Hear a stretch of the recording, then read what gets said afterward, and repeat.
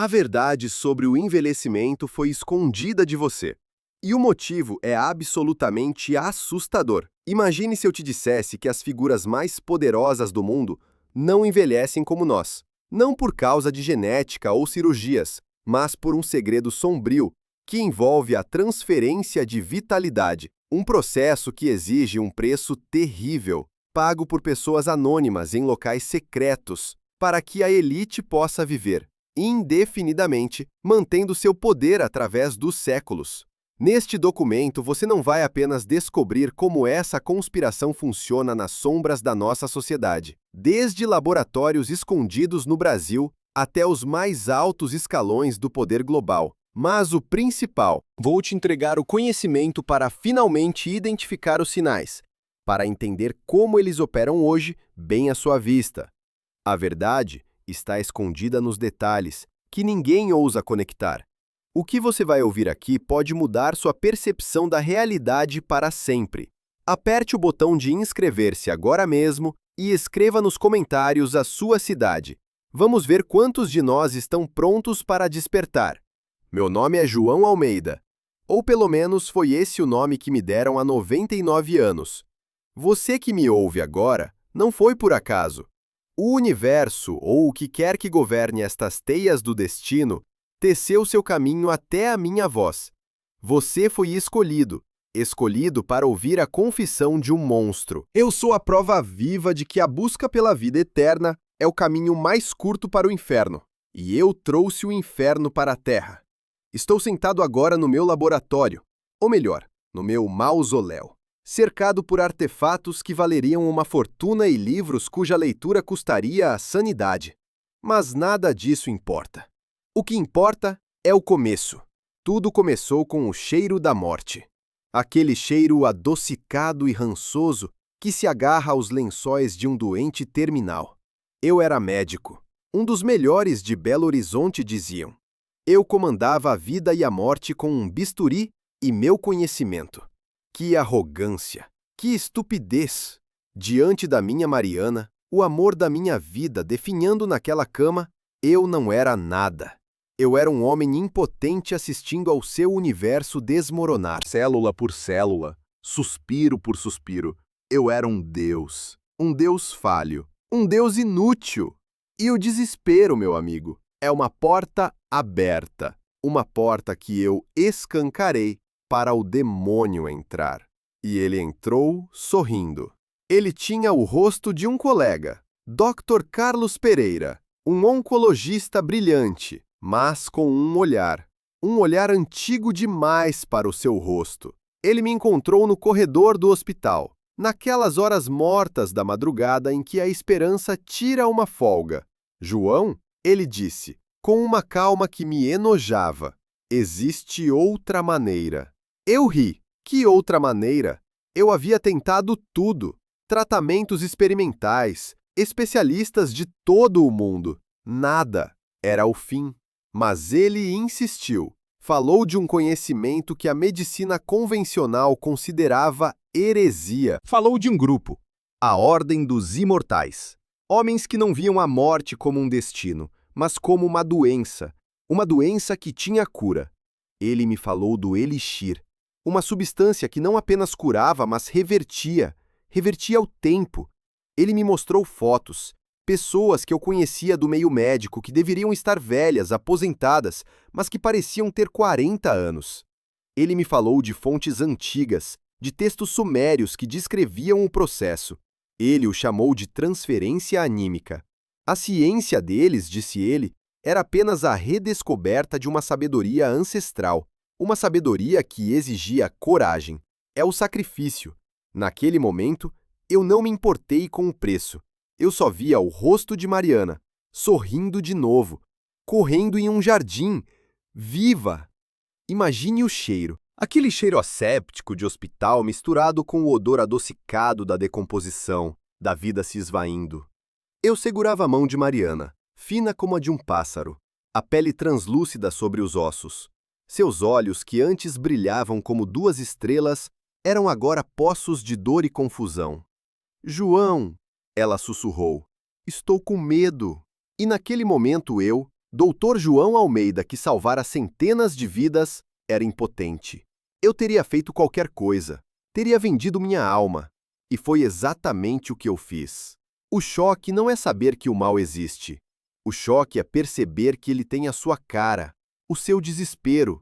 Eu recusei. Mandei Carlos para o inferno. Chamei-o de louco, de charlatão. Minha formação, meu juramento, tudo em mim gritava que aquilo era uma abominação. Voltei para o quarto de Mariana, sentei ao seu lado e segurei sua mão, decidido a acompanhá-la com dignidade até o fim. Parecia a decisão certa, a única decisão humana. E por algumas horas, senti paz. Mas o que aconteceu depois, naquela mesma noite, mudou tudo. Mariana teve uma convulsão violenta. Os monitores dispararam. Eu a vi se debatendo, se afogando na própria mortalidade. E a dignidade se transformou em pânico. O amor se transformou em terror. E eu corri. Corri para o telefone. Corri para Carlos. Agora vamos olhar pelo outro lado. Pelo lado deles. Eles não recrutam qualquer um. Eles procuram os melhores, os mais brilhantes, os mais desesperados.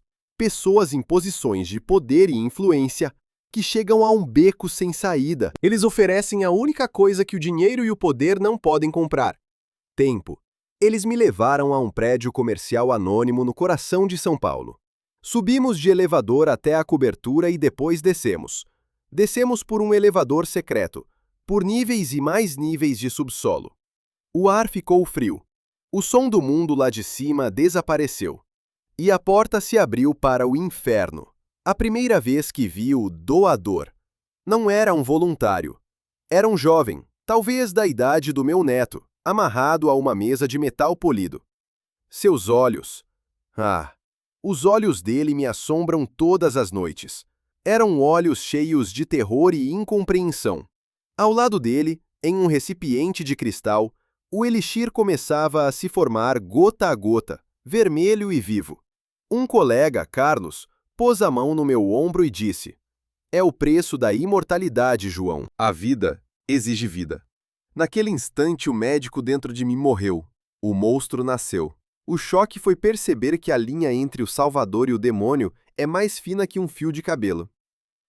Você se pergunta como eu pude aceitar, como pude continuar depois de ver aquilo. Porque eles são mestres da manipulação. Eles me mostraram um vídeo de Mariana, no hospital, respirando com dificuldade, e ao lado, uma projeção de como ela ficaria depois do elixir. Saudável, jovem. A vida dele pela vida dela, João. Uma troca justa, não acha?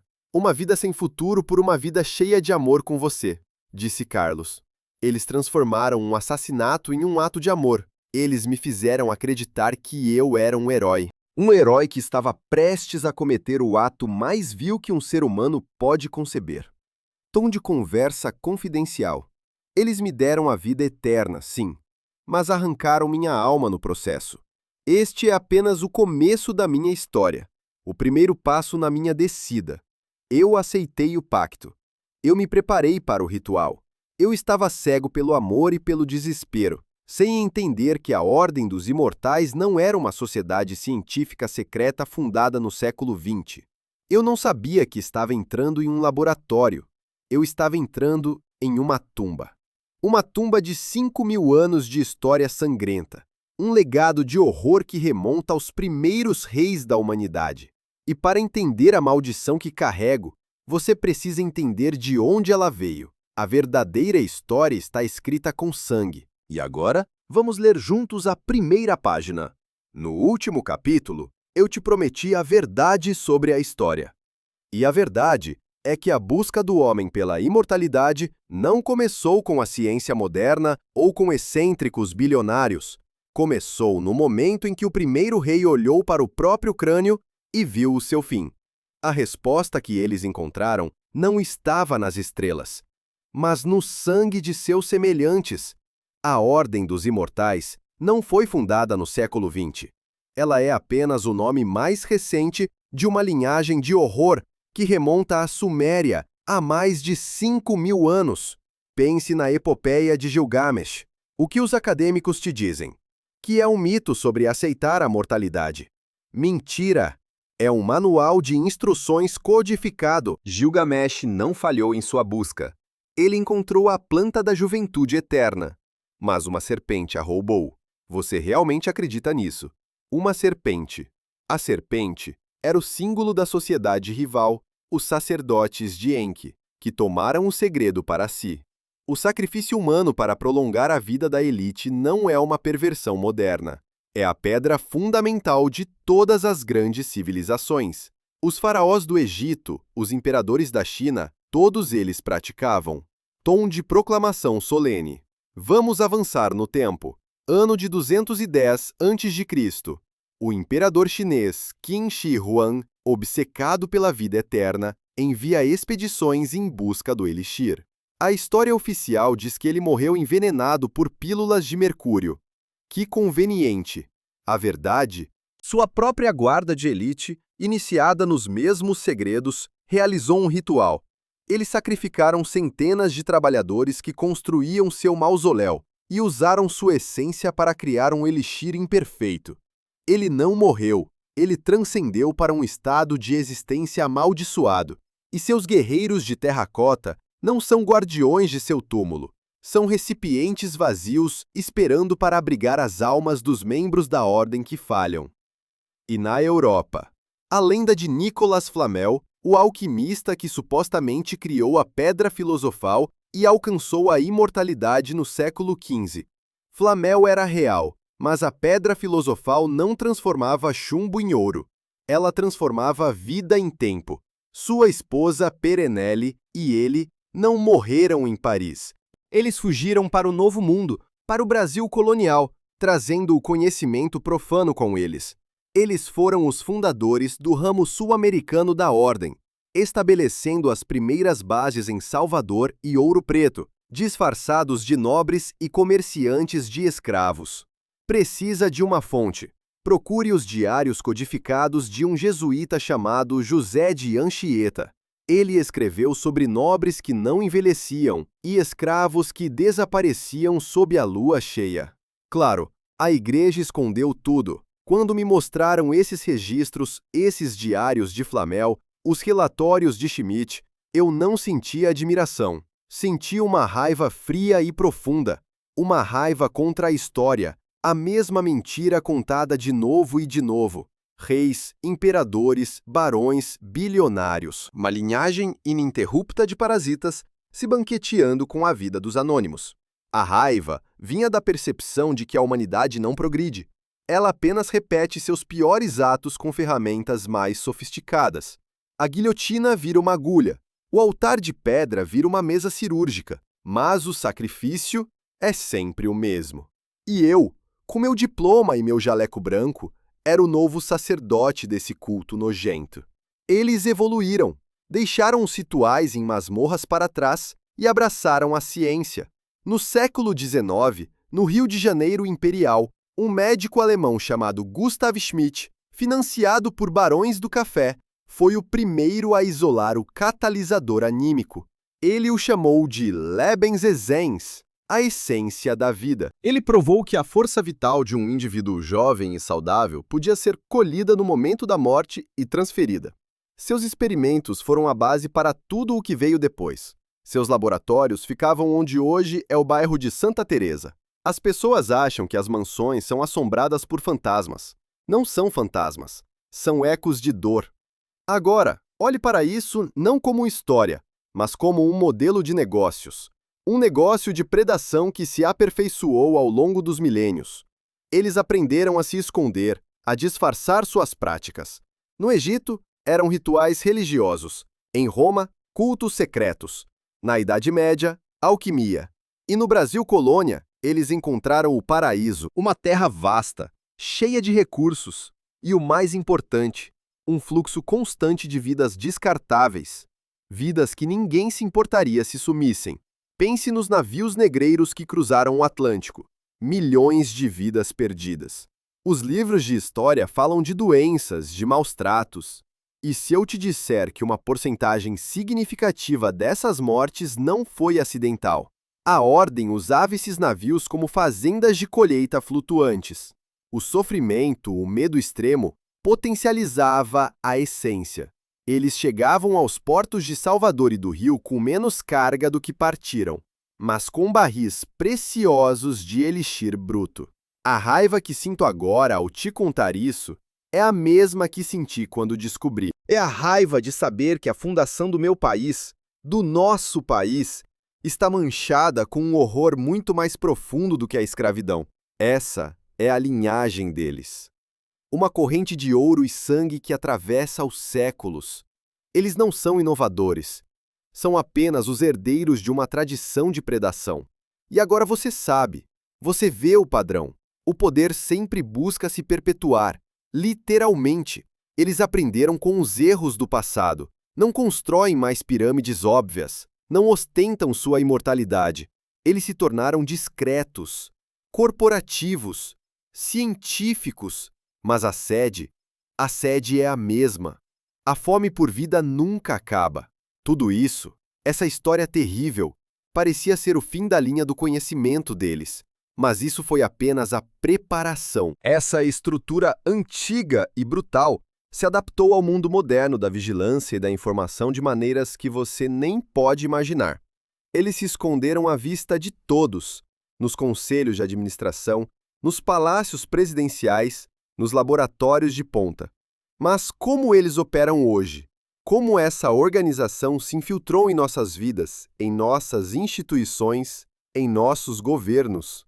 A resposta envolve uma conspiração que fará você questionar tudo que lê nos jornais e vê na televisão. E é isso que vou expor, em detalhes aterrorizantes, a seguir. Deixamos para trás os alquimistas e os barões do café. Agora, vamos arrancar a máscara da modernidade. A Ordem dos Imortais hoje é uma corporação multinacional do mal, com tentáculos em cada setor da sociedade. Você acha que as grandes farmacêuticas buscam a cura para o câncer? Que ingenuidade! Por que curar quando se pode lucrar com a doença e, ao mesmo tempo, selecionar doadores em estado terminal nos hospitais que eles mesmos controlam? Eles chamam isso de colheita ética. Uma piada de demônios. Tom de conversa confidencial. A estrutura deles é celular, como uma organização terrorista. A maioria dos membros de baixo nível, como eu era no início, não sabe de nada. Eles são médicos, cientistas, advogados, atraídos pela promessa de poder e longevidade. Eles cuidam da logística, da papelada, dos subornos. Eles veem apenas uma parte do quebra-cabeça. Apenas os guardiões, o círculo interno, conhecem a verdade completa. E para chegar lá, você precisa provar sua lealdade. Você precisa participar ativamente. Minha iniciação como guardião foi em uma clínica de luxo em Florianópolis, disfarçada de spa de rejuvenescimento. O paciente era um jovem ativista que estava investigando uma das corporações da ordem. Eles não apenas o silenciaram, eles o reciclaram. E a política? Ah, a política é o seu playground. Você acha que a proclamação da República em 1889 foi um ato heróico de militares descontentes? Foi um golpe de Estado corporativo. Eu vi o documento, o Protocolo Sombra, datado de 12 de novembro de 1888, assinado pelos ancestrais de algumas das famílias mais poderosas do Brasil. Eles não queriam liberdade, eles queriam desordem. Um império é um centro de poder visível e difícil de infiltrar. Mas uma república, uma república é um labirinto de ministérios, agências e burocracia. E em um labirinto, os monstros se escondem melhor. Mas o que eles fizeram a seguir foi ainda mais genial e perverso. Vamos avançar para 1904, a revolta da vacina no Rio de Janeiro.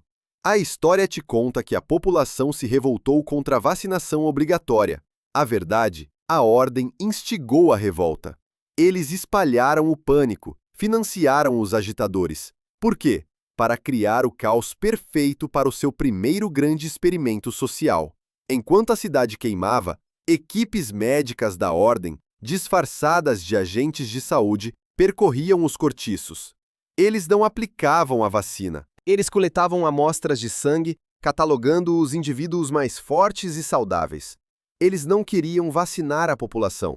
Eles queriam mapear o seu rebanho. Eu vivo com medo. Não o medo da morte. Eu anseio pela morte como um homem no deserto anseia por água. Meu medo é outro.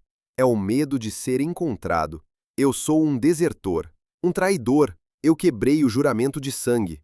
Todas as noites, eu verifico as fechaduras 10, 20 vezes. Qualquer ruído na rua me faz pular. Cada sombra parece um executor da ordem. O medo é uma coisa física. É um gosto de metal na boca. Um frio que sobe pela espinha e se instala na nuca. É saber que eles não vão simplesmente me matar. Eles vão me levar de volta. Vão me usar como exemplo. O medo de perder o que resta da minha sanidade antes de perder o que resta do meu corpo. Tom de proclamação solene. A versão oficial dos fatos é uma cortina de fumaça. Pense no desaparecimento de figuras proeminentes que estavam perto demais da verdade. O jornalista Paulo Francis, que morreu de um ataque cardíaco súbito em 1997, pouco antes de revelar um esquema de corrupção massivo envolvendo farmacêuticas internacionais, o que ele descobriu não era apenas corrupção, era a ordem. Seus arquivos desapareceram. Sua autópsia, inconclusiva. Eles têm especialistas em criar mortes que parecem naturais. É a assinatura deles. Silêncio e eficiência. Tom de denúncia feroz. Agora, pense como eles. Olhe pelo outro lado. O motivo deles não é apenas viver para sempre. É controlar. Eles acreditam ser os pastores e nós, o rebanho. O elixir, em suas formas mais puras, não apenas prolonga a vida. Ele desperta certas habilidades psíquicas latentes. Eles estão tentando criar uma nova espécie, o Homo Immortalis. E qualquer um que se oponha, qualquer um que represente um galho defeituoso na árvore da evolução, é podado. Eles controlam agências de inteligência, laboratórios de pesquisa genética, até mesmo movimentos espirituais da nova era. Tudo para guiar a humanidade em direção ao futuro que eles desenharam. O pior medo, porém, é o da paranoia se tornando realidade. Certa vez, em meu exílio em uma pequena cidade no interior do Nordeste, vi um homem. Ele estava do outro lado da praça, me observando. Ele tinha os mesmos olhos frios e vazios de Carlos, meu recrutador. Ele não fez nada. Apenas ficou lá por 1 hora e depois foi embora. Foi real, ou foi minha mente se partindo. Esse é o terror da minha existência. A incapacidade de distinguir a ameaça real da assombração. Eles me transformaram em minha própria prisão, em meu próprio carrasco. O medo não é do monstro debaixo da cama, é de olhar no espelho e ver o monstro. Tom de conversa confidencial. Toda essa estrutura de poder, construída sobre mentiras e controle, parece inabalável, uma fortaleza de segredos. E por um tempo pareceu que essa era toda a verdade. Apenas uma conspiração humana por poder. Mas isso era apenas a casca. A verdade oculta é que eles estão em toda parte. Essa é a verdade oculta. Mas falar é fácil, provar é o que importa. Você deve estar cético. Isso é loucura, você pensa. Onde estão as provas? Elas existem. Documentos, testemunhos, evidências científicas que eu coletei ao longo de décadas. Provas que manchariam de sangue os nomes mais respeitados do Brasil e do mundo. E agora, vou abrir meu arquivo para você. Vou te mostrar os fatos irrefutáveis. Prepare-se, porque a realidade é muito mais terrível do que a ficção. No último capítulo, eu te prometi provas. E um homem amaldiçoado como eu só tem uma coisa a seu favor: sua palavra, apoiada por fatos que queimam como ferro em brasa. Chega de teorias. Vamos aos fatos. Eu guardo comigo um dossiê, um conjunto de documentos que chamo de o Livro das Vidas Roubadas. Ele contém nomes, datas e locais. Vou te dar um exemplo concreto. Caso número 37. Lucas Martins, 22 anos, estudante de biologia em Manaus. Desaparecido em 10 de maio de 2003. A polícia arquivou o caso como desaparecimento voluntário. A verdade: Lucas estava investigando o tráfico de órgãos na região amazônica, que ele acreditava estar ligado a uma empresa de biotecnologia europeia. Essa empresa, a Vitaegen, era uma fachada da ordem. Lucas chegou perto demais. Eu estava no laboratório secreto, a 200 quilômetros de Manaus, quando ele chegou. Eu vi os registros de seu sacrifício. O chefe de operações na época era um político muito conhecido do Sudeste, que hoje fala em defender a família e os bons costumes na televisão. O nome dele está na primeira página do meu dossiê. O elixir extraído de Lucas garantiu a ele mais uma década de poder. Quantos Lucas existem por aí? Meu dossiê tem mais de 200 nomes. 200 desaparecimentos que não são mistérios. São assassinatos. Tom de proclamação solene. Agora, a ciência. Céticos dirão que isso é biologicamente impossível. Eles estão errados. A ordem está décadas à frente da ciência convencional. Em 1995, a doutora Fernanda Lima, uma geneticista brilhante cooptada pela ordem em um laboratório de Campinas, fez uma descoberta crucial.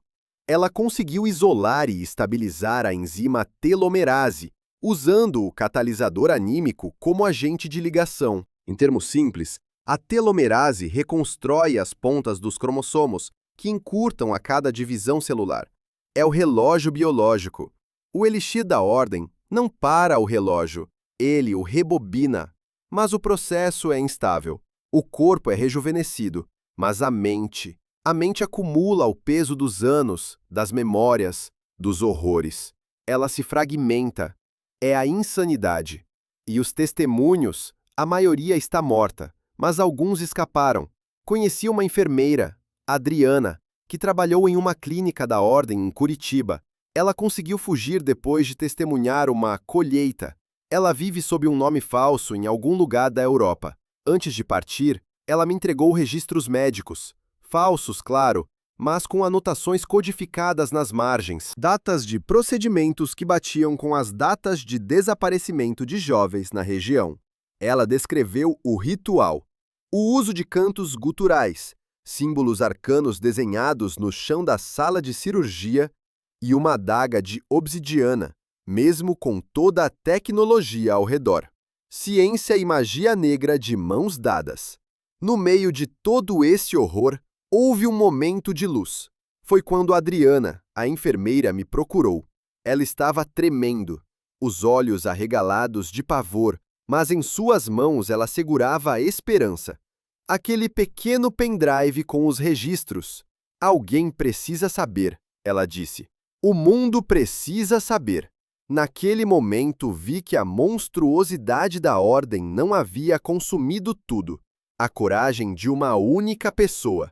O seu ato de desafio me lembrou que a humanidade ainda existia. Foi a primeira vez em décadas que senti algo além de medo ou desespero. Senti uma faísca de esperança. A esperança de que a verdade, por mais terrível que seja, pode um dia libertar. A prova mais irrefutável, no entanto, não está no papel. Está no meu próprio corpo. Eu tenho 99 anos. Minha pele está flácida e manchada. Meus ossos doem. Mas meus órgãos internos, um exame mostraria que meu coração, meus pulmões, meus rins, têm a vitalidade de um homem de 40. Eu não adoeço. Um corte na minha pele cicatriza em horas. Mas olhe nos meus olhos. Você vê o brilho febril? É a minha mente apodrecendo. Eu ouço as vozes das minhas vítimas. Eu vejo seus rostos no espelho. Eu sou a prova viva. Eu sou o documento encarnado da verdade deles e da maldição deles. Outra prova que guardo não é um documento, mas uma fotografia desbotada. É de Mariana, minha esposa, tirada uma semana antes de ela morrer. Ela está sorrindo, apesar da dor.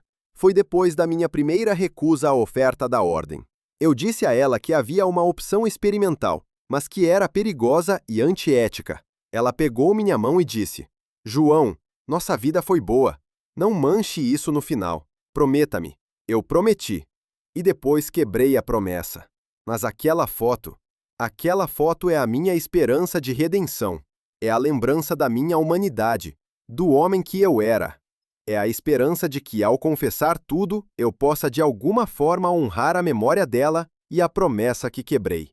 Agora você viu as evidências: nomes, datas, ciência, testemunhos. A conspiração é real. Acredito que não restam mais dúvidas sobre o que eles fazem. É um sistema terrível e eficiente que funciona há séculos. Mas isso parece ser o fim da história, não é? Um grupo de monstros usando ciência e ocultismo para viver para sempre. Mas isso é apenas o quê? A questão mais profunda, a que me atormenta todas as noites, não é o quê, mas como.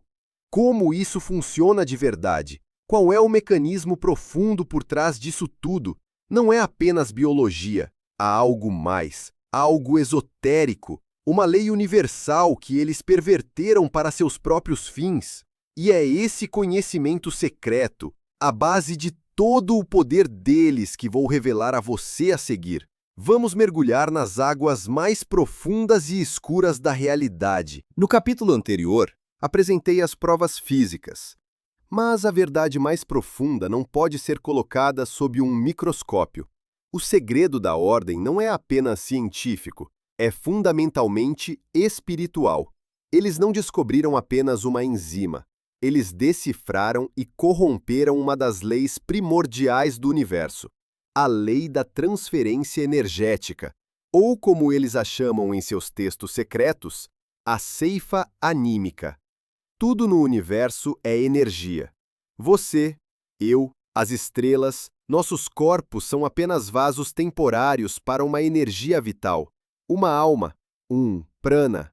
Essa energia não pode ser criada ou destruída, apenas transferida. O que a Ordem descobriu em textos antigos roubados de bibliotecas do Vaticano e mosteiros tibetanos foram os rituais para forçar essa transferência. O elixir não é apenas uma substância biológica. Ele é um condutor, um meio líquido para abrigar a energia vital de outra pessoa. Quando um membro da Ordem o bebe, ele não está apenas rejuvenescendo suas células. Ele está literalmente consumindo a força vital, os anos de vida restantes, de outra alma. O mecanismo exige 3 componentes. Primeiro, o doador. Deve ser jovem e saudável, com uma forte energia vital. Segundo, o catalisador. Este é o momento do sacrifício. O medo extremo e a dor liberam a energia vital de uma forma explosiva e volátil, tornando-o acolhível. É por isso que os rituais são tão brutais. Não é sadismo gratuito, é uma necessidade funcional do processo. O terror é o ingrediente-chave. Terceiro, o receptor. Através do ritual e do consumo do elixir, o receptor absorve essa energia, que se integra ao seu próprio campo anímico. Mas a transferência nunca é perfeita. E aqui está o segredo que os guardiões escondem dos iniciados mais baixos. Cada transferência deixa um resíduo. Um fragmento da consciência da vítima se prende à alma do receptor. No começo é imperceptível, mas depois de dezenas, centenas de transferências, esses fragmentos se acumulam. Eles se tornam vozes na sua cabeça, rostos no espelho. A insanidade não é um efeito colateral. É uma consequência inevitável. Sua alma se torna uma casa assombrada, superlotada com os fantasmas daqueles que você consumiu. Você não vive para sempre. Você se torna uma multidão gritando dentro de um único corpo em decomposição. Lembro-me da primeira vez que bebi o elixir. A sensação é indescritível. É como se um sol explodisse dentro de você. Uma onda de calor, de força, de vitalidade pura. A dor nos meus joelhos desapareceu. A névoa da minha idade se dissipou. Eu me senti invencível, poderoso. Naquele momento, eu entendi a tentação. Eu entendi por que eles matavam por isso. O poder de desfazer o tempo, de olhar a morte nos olhos e rir. É a droga mais viciante do universo. E como todo viciado, eu disse a mim mesmo que seria só aquela vez. Mas o poder, uma vez provado, nunca te liberta. Ele apenas exige mais, e há mais. Eles acreditam que, ao acumular energia vital suficiente, um membro da ordem pode alcançar um estado chamado apoteose. Eles acreditam que podem se tornar deuses. Que mentira! Eu tive acesso aos diários dos membros mais antigos, alguns com mais de 300 anos. Eles não se tornaram deuses, eles se tornaram outra coisa. Seus corpos se tornam cascas grotescas e distorcidas, mantidas juntas apenas pela energia roubada. E suas mentes não são mais humanas. Eles se comunicam com entidades, seres do que eles chamam de plano umbral. A verdade terrível é que o Elixir não te torna um deus. Ele te torna um portal, uma porta de carne para que coisas famintas e antigas possam olhar para o nosso mundo. O poder não era apenas físico, era o poder do conhecimento. Como guardião, tive acesso a segredos que poderiam derrubar governos. Eu sabia onde os corpos estavam enterrados, literalmente. Eu sabia quais juízes eram corruptos, quais empresários eram fraudadores. Eles me deram esse poder para me amarrar a eles. Agora você é um de nós, disse Carlos. O conhecimento deles é a sua proteção, mas também a sua corrente. E era verdade. O poder de saber tudo era sufocante. Era o poder de um prisioneiro que conhece cada centímetro de sua cela, mas não tem a chave. E a sensação de poder se transformou lentamente na percepção de ser apenas uma ferramenta poderosa nas mãos de outros. Então, o que eles realmente querem? Se não é a divindade, qual é o objetivo final? Agora vamos olhar pelo outro lado. O objetivo não é mais a imortalidade individual. Os membros mais antigos já a têm. O objetivo é a imortalidade da própria ordem, como um superorganismo. Eles veem a humanidade como uma floresta, e eles são um fungo subterrâneo que conecta tudo, se alimentando da vida e da morte para garantir sua própria sobrevivência eterna. Eles não querem mais apenas viver para sempre. Eles querem se tornar o próprio sistema operacional do planeta. Você entende a magnitude disso. Não é apenas sobre viver mais. É sobre poder. Sobre roubar a própria essência da vida para alimentar uma ambição divina. É uma perversão das leis mais sagradas da existência. Eles corromperam o ciclo de vida e morte. E essa perversão está acontecendo agora, ao nosso redor, moldando o mundo em que vivemos de maneiras que você nem imagina. Como essa busca profana pelo poder se manifesta no nosso dia a dia, nas notícias que você vê, nas vidas das pessoas que você admira. A seguir, vamos conectar os pontos. Vamos trazer esse conhecimento secreto para a luz ofuscante do mundo moderno.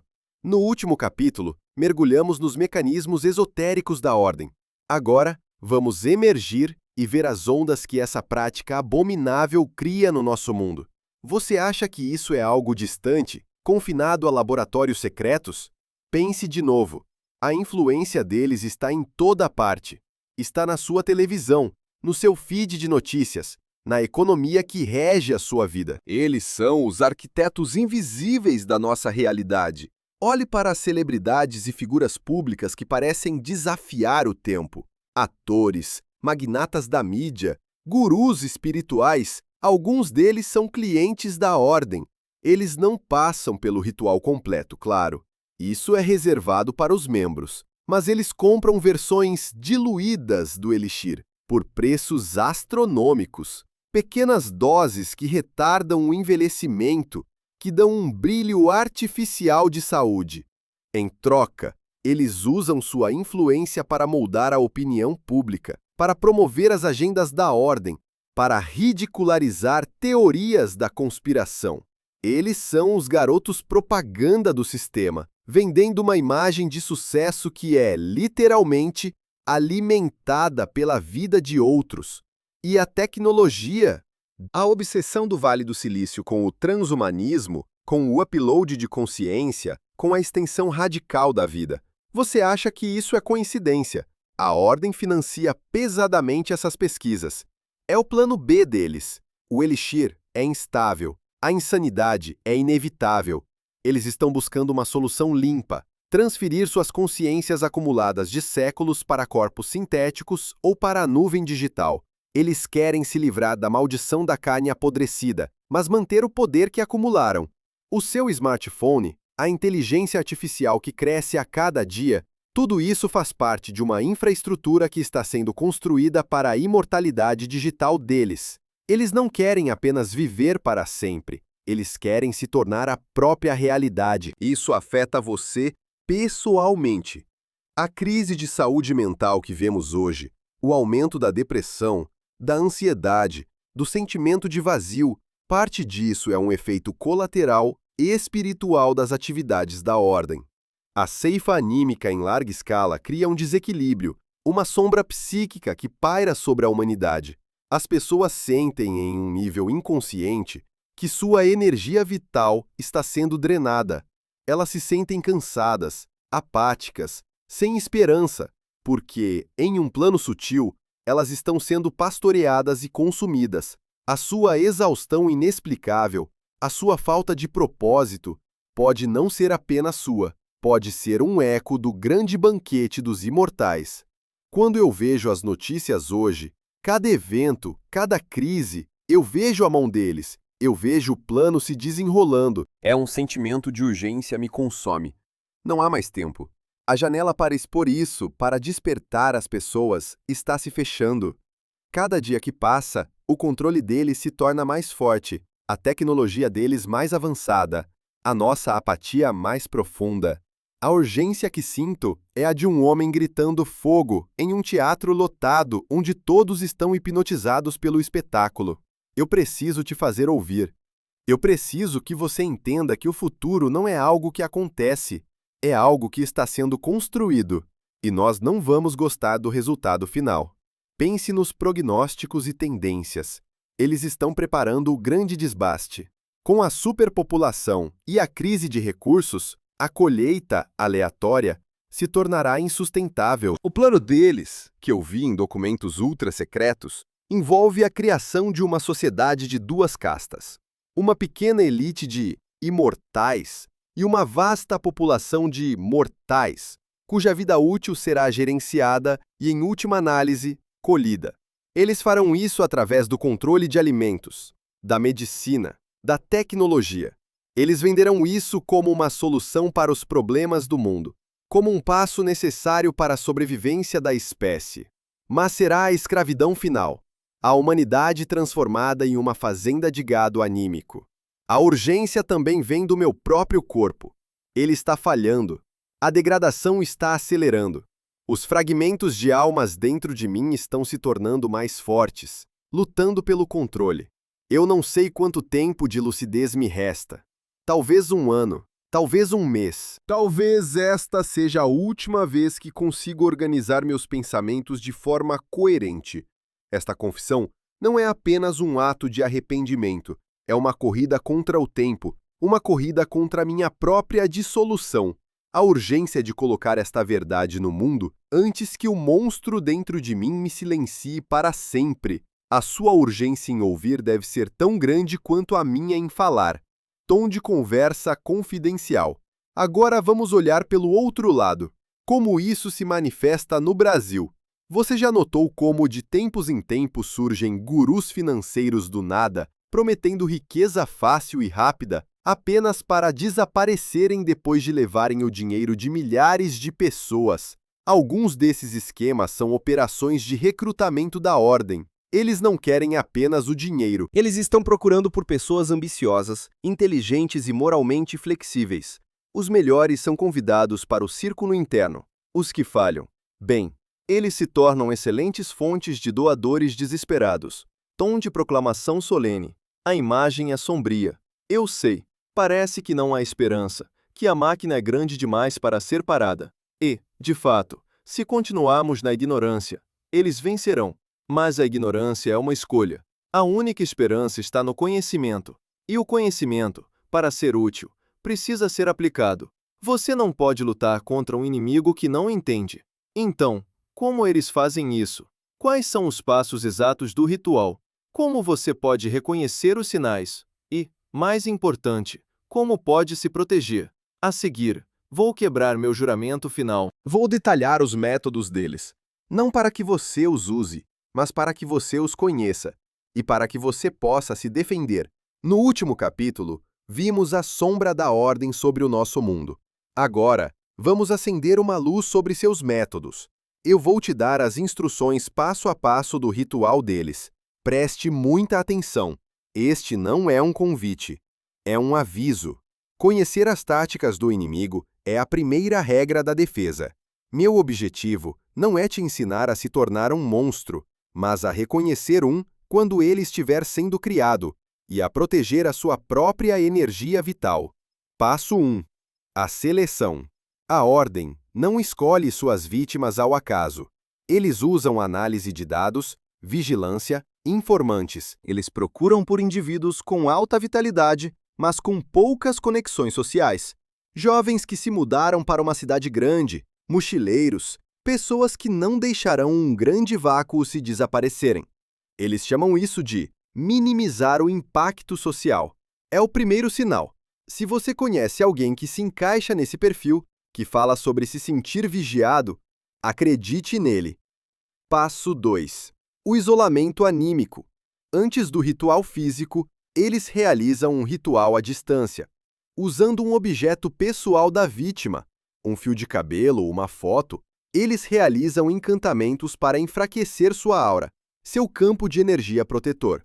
A vítima começa a se sentir deprimida, isolada, paranoica. Seus amigos se afastam. Ela perde o emprego. É um processo para amolecer a alma, para torná-la mais fácil de extrair. Se você se sentir subitamente drenado, como se uma nuvem negra te seguisse, não ignore. Isso pode ser um ataque psíquico. Passo 3. A captura e a preparação. É a parte brutal. A captura é rápida, cirúrgica. A vítima é levada para um dos laboratórios. Lá, ela é mantida em um estado de medo constante por dias. Luzes piscando, sons aterrorizantes, privação de sono. Isso, eles descobriram, marina a energia vital, tornando-a mais potente. Eles não querem uma morte rápida, eles querem o terror. É a mais pura forma de tortura, justificada por sua ciência profana. Passo 4. O ritual da ceifa. Aqui, ciência e ocultismo se fundem. A vítima é colocada no centro de um círculo de símbolos arcanos. Eletrodos são conectados à sua cabeça para monitorar a atividade cerebral. O sacerdote cirurgião, muitas vezes um médico como eu era, começa os encantamentos na antiga língua acadiana.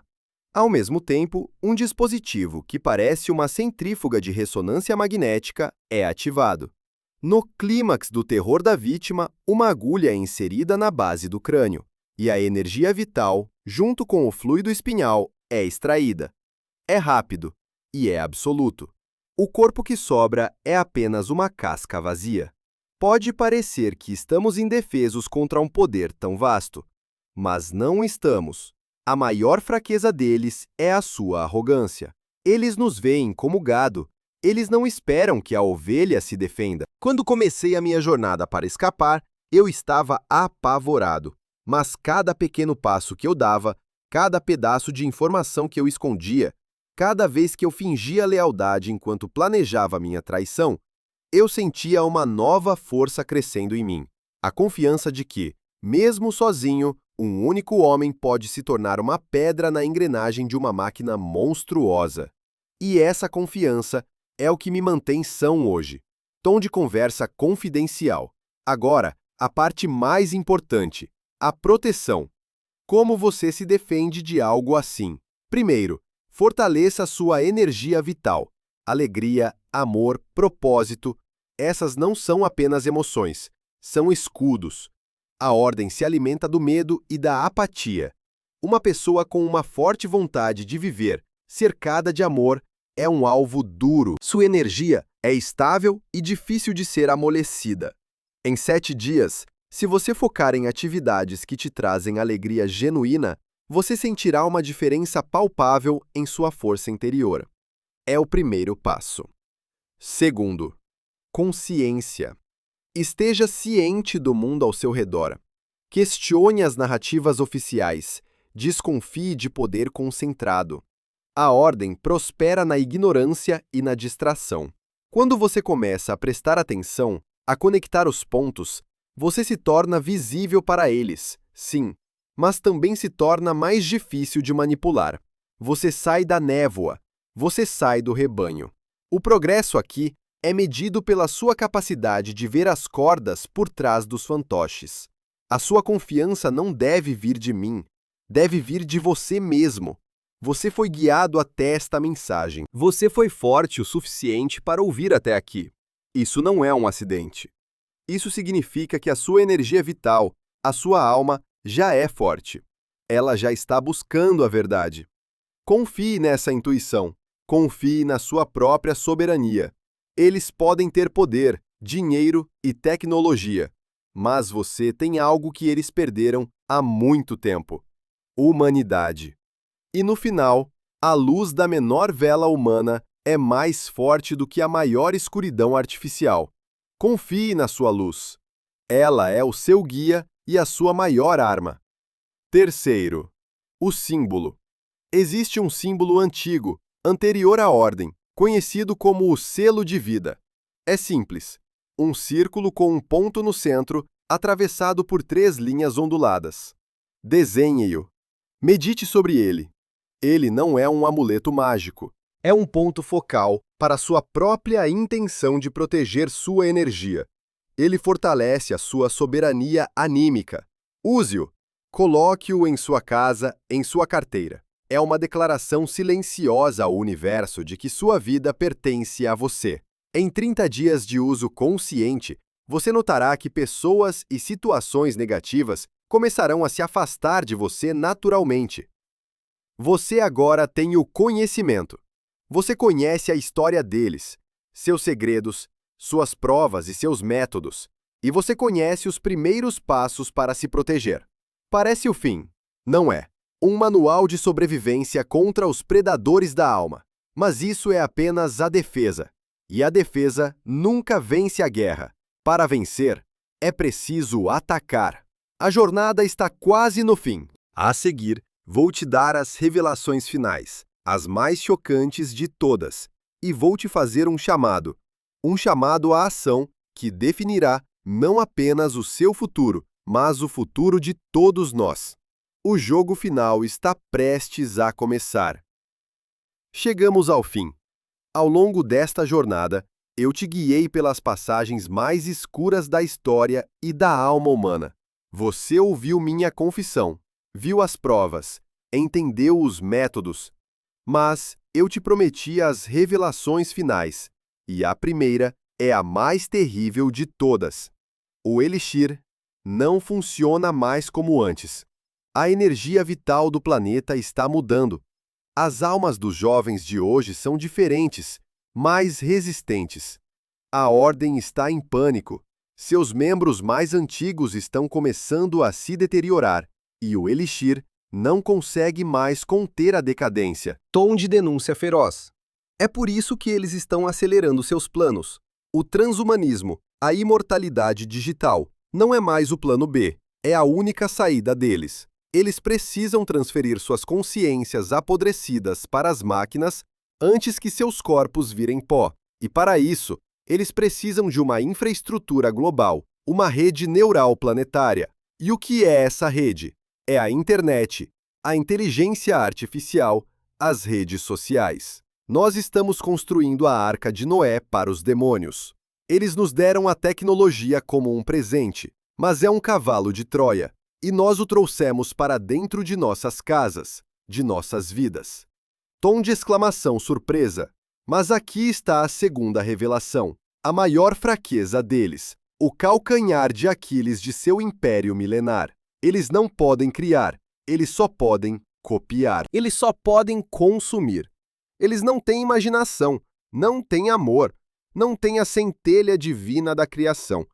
Eles são parasitas. E um parasita, não importa quão poderoso, morre sem o seu hospedeiro. Nós somos o hospedeiro.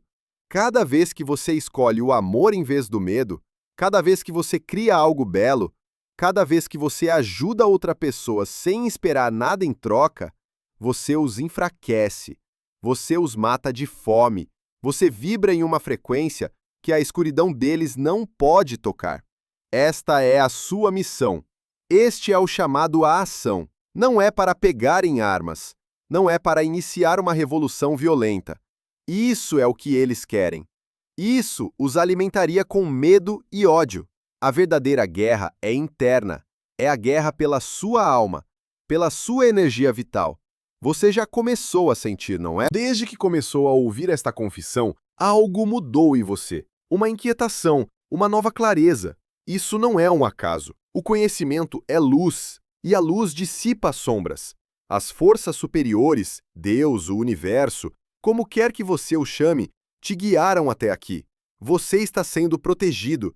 Você está sendo chamado para ser um farol. A transformação já começou. Pense na sua vida antes de ouvir estas palavras e agora. Você não consegue mais olhar para o mundo da mesma forma, consegue. As peças se encaixam. O véu foi rasgado. Esta é uma mudança irreversível. Não é um fardo, é uma bênção.